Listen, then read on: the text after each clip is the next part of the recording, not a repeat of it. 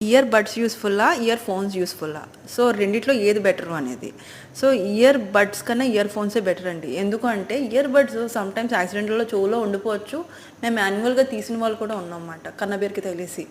Second thing ఏంటంటే, ear phones అనేది మనం బయట ఉంచుకుంటాం కాబట్టి, మనకు లోపలికి వెళ్తది కాబట్టి కొంచెం నీట్‌గా కూడా ఉంటది. బ్యాక్టీరియల్ ఇన్ఫెక్షన్స్ కొంచెం ప్రివెంట్ చేసుకోవచ్చు.